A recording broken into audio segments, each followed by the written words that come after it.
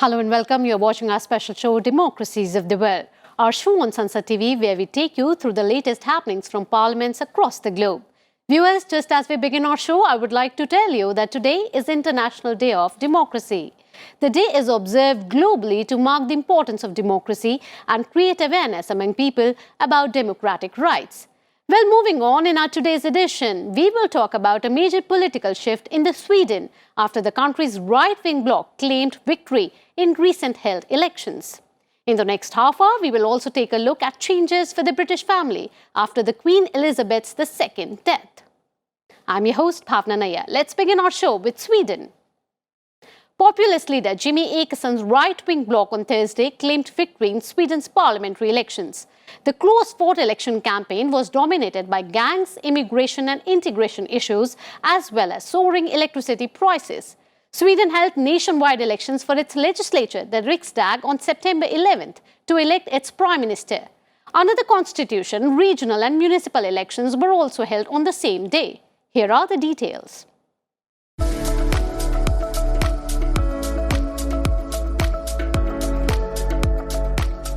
Sweden's centre-left PM, Magdalena Andersson, has conceded defeat in a weekend election, while the leader of a nationalist anti-immigration party declared victory for his right-wing bloc. With almost all votes counted, the right-wing bloc of four parties that includes the Sweden Democrats, the country's second-largest party, appeared to have won a thin majority in parliament. Though a few votes were outstanding, they were not enough to sway the final outcome.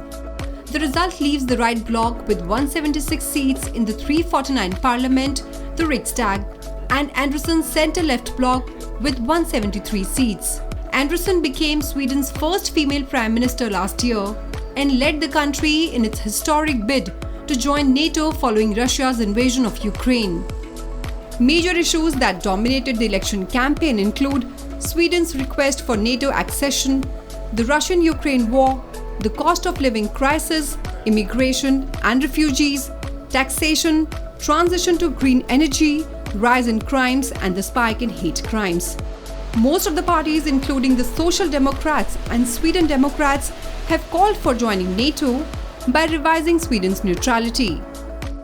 Sweden's single-chamber parliament, the Riksdag, has 349 seats and is the country's supreme decision-making body.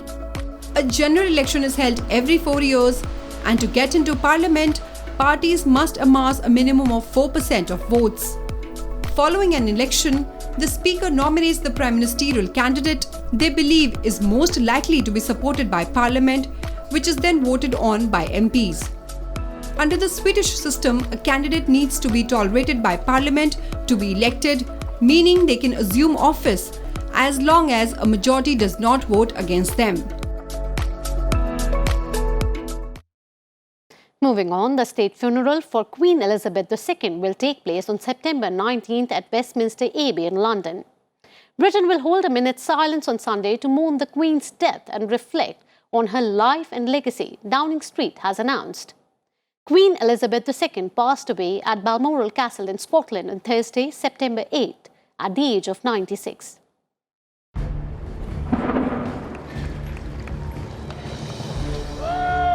Britain will on 18 September hold a national moment of reflection, a 1-minute silence following the death of Queen Elizabeth last week.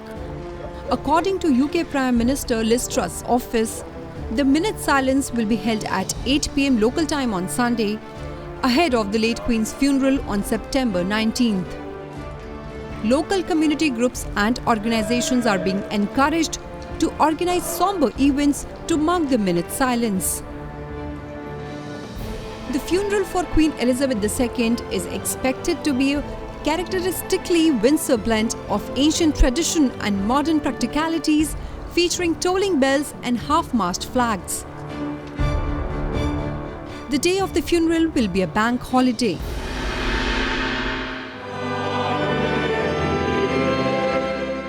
According to the plans released by Buckingham Palace, the Queen's funeral with full state honours marks a departure from tradition being held at Westminster Abbey rather than St. George's Chapel in Windsor Castle, Berkshire.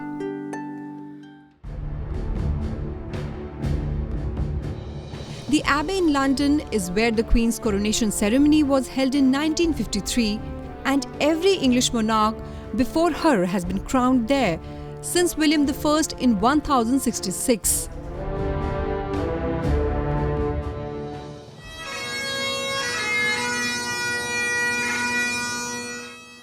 The reason for the choice is believed to be its larger capacity of around 2,000, as the event is expected to be attended by several world leaders.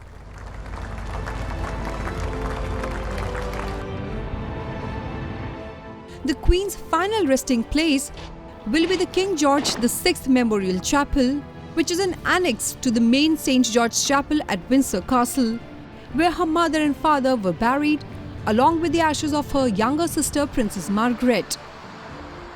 Her late husband, Prince Philippe's coffin will move from the royal vault in the chapel, where it was placed last year, to the Memorial Chapel to join the Queen.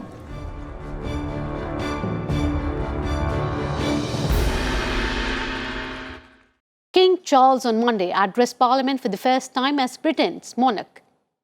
King Charles pledged to follow his late mother's example of selfless duty as he addressed lawmakers from both houses of Parliament in London. Hundreds of lawmakers crowded into the 1,000-year-old Westminster Hall at the Houses of Parliament for this service, rich in pageantry.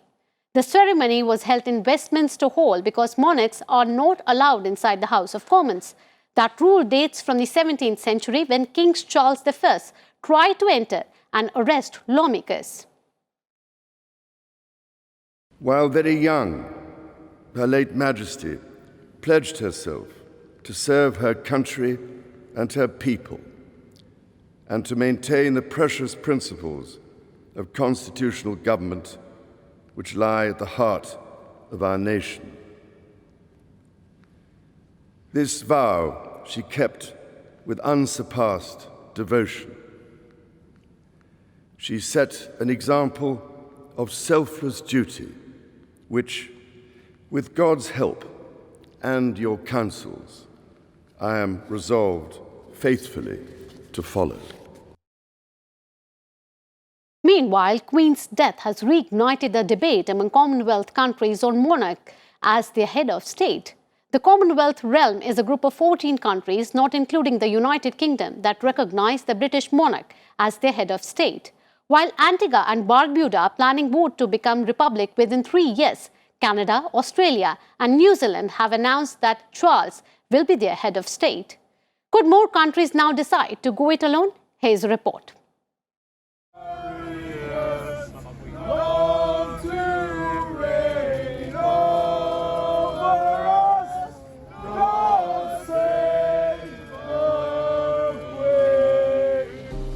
The death of Queen Elizabeth has revived the debate about the future and unity of the British Commonwealth, a group of independent countries that recognize the Queen and now the new King, Charles III, as their official head of state above each country's own democratically elected leader.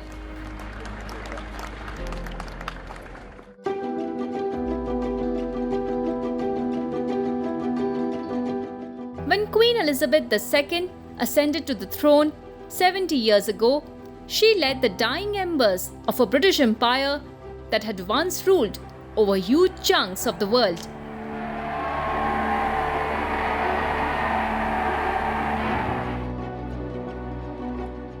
In the 20th century, things changed. Britain withdrew from some countries and other territories fought to claim their independence.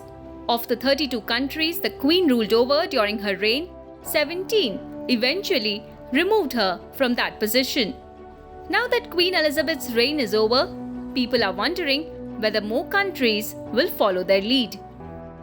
Most recently, Antigua and Barbuda, a Commonwealth country, announced that it will hold a referendum on becoming a republic and removing King Charles as the head of state.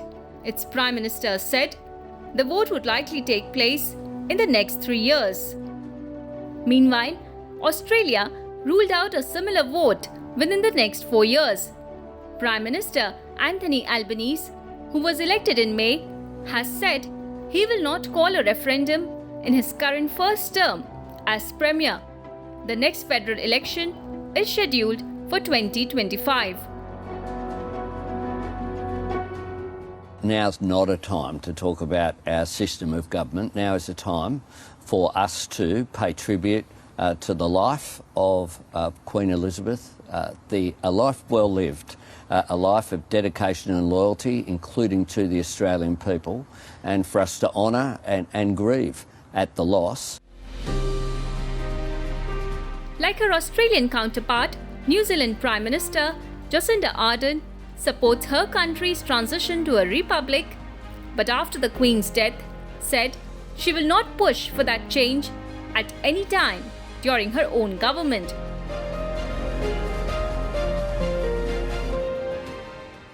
There's been a debate probably for a number of years. It's just the pace and how widely that debate is occurring. I've made my view plain many times. I do believe that is where New Zealand will head in time. I believe it's likely to occur in my lifetime, but I don't see it as a short-term measure or anything that is on the agenda anytime soon. Last year, Barbados became the most recent to ditch the British monarchy and swapped it for their own elected president and head of state. Jamaica, the island nation, was already pushing to remove the Queen as head of state, with the Jamaican government saying it will happen by 2025. Bureau Report, Sansad TV. It's the end of an era. Queen Elizabeth II died on 8 September in Balmoral, her retreat in the Scottish Highland. She was 96. The Queen served as the United Kingdom's monarch for 70 years, making her the second longest-serving sovereign in history. With the passing of Queen, the crown has passed to her heir. The former Prince of Wales is now King Charles. Here's a guide to the royal line of succession to the British throne, changed as now. Charles is king.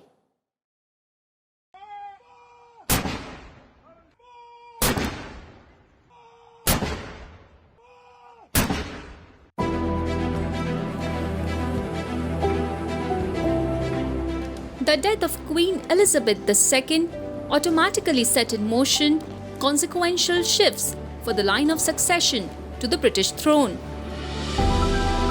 The eldest son of Britain's longest-reigning monarch has taken his late mother's place on the throne.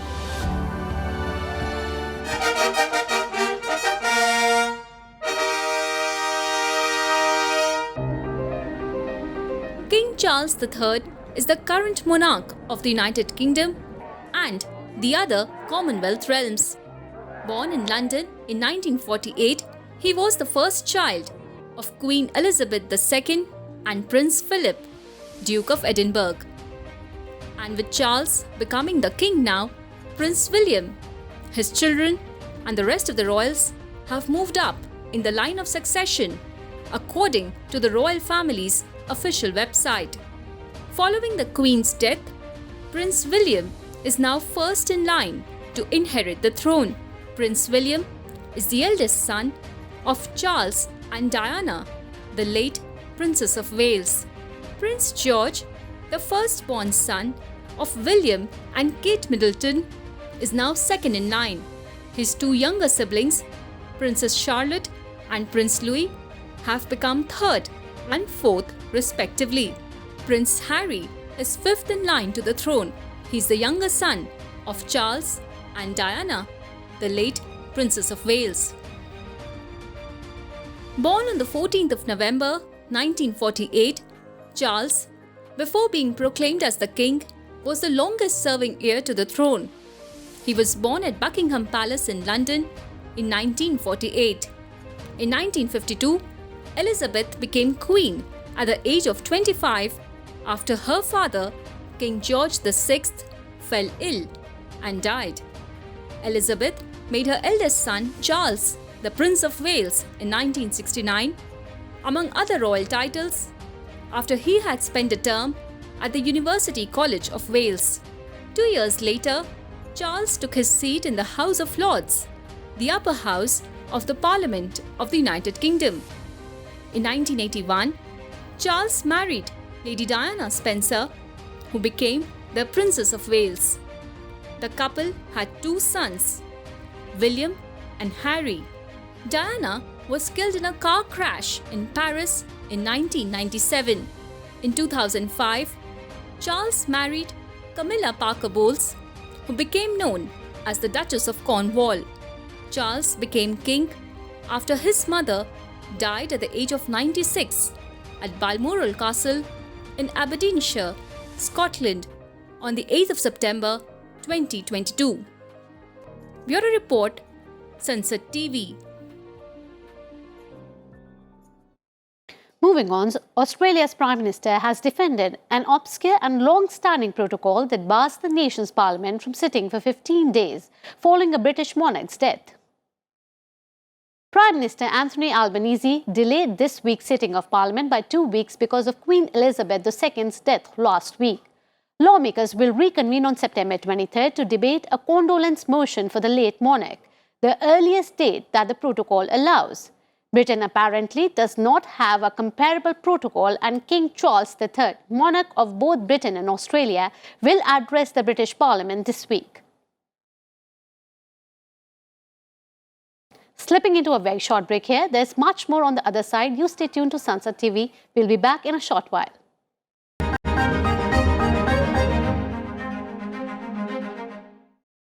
Welcome back after the break. You're watching our special program, Democracies of the World.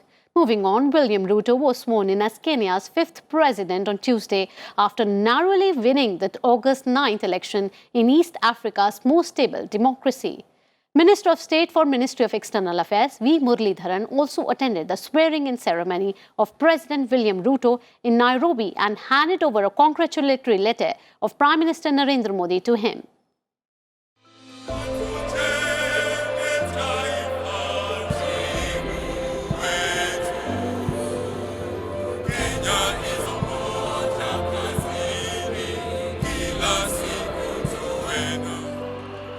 Tens of thousands of people cheered as William Ruto was sworn in as Kenya's president at a ceremony in the capital Nairobi following his narrow election win last month.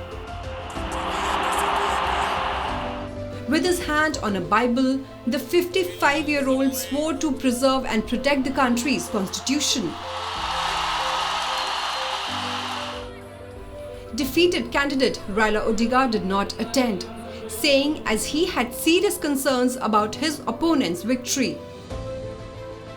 Ruto won the election with 50.5% of the vote to Odinga's 48.8%. Odinga has alleged that the result was rigged, but the Supreme Court has ruled the election was free and fair. Meanwhile, scores of people were crushed and injured as they forced their way into the packed stadium. But inside the stadium, the crowd was in high spirit, with frequent cheering, waving the Kenyan flag, and pockets of groups proudly wearing yellow, the color synonymous with Ruto's campaign. Ruto was handed a copy of Kenya's constitution and a sword to represent the transfer of power. There was also a handshake between outgoing President Uhuru Kenyatta and Ruto, his former deputy with whom he fell out during their second term in office. This was the first time Ruto 55 had run for the president. He has served as a deputy president for 10 years. Ruto's campaign focused on a bottom-up economic model to empower people. Ruto is taking power in a country heavily burdened by debt that will challenge his efforts to fulfill sweeping campaign promises made to Kenya's poor.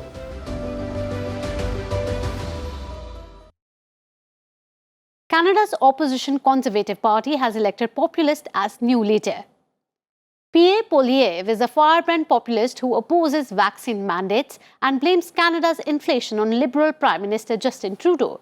He won the party leadership on the first ballot, defeating a moderate centrist candidate with 68% of the votes cast by the party's members.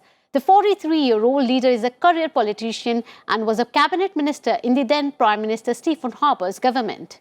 He embraced Canadians who were against vaccine mandates and supported the Freedom Truck convoy that paralyzed Canada's capital and blockaded the border with the US. Moving on, lawmakers in the Solomon Islands voted last week to delay their nation's general election from next year until 2024.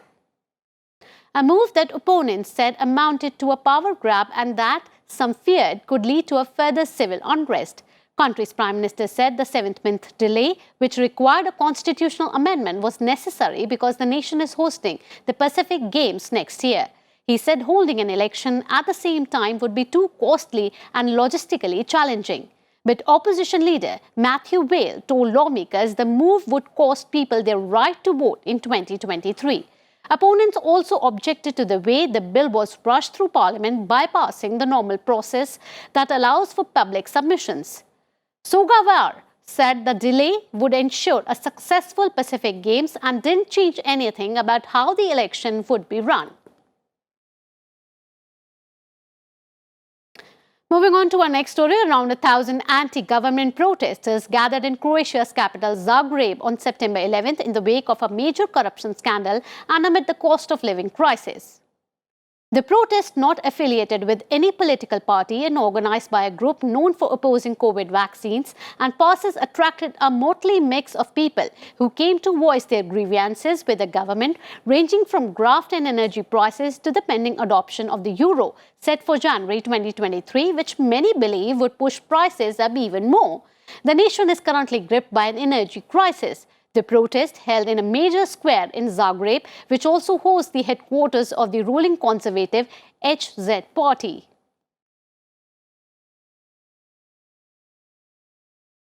And that's all we have in this edition of our program, Democracies of the World. Connect with us on various social media platforms for all the latest from around the world.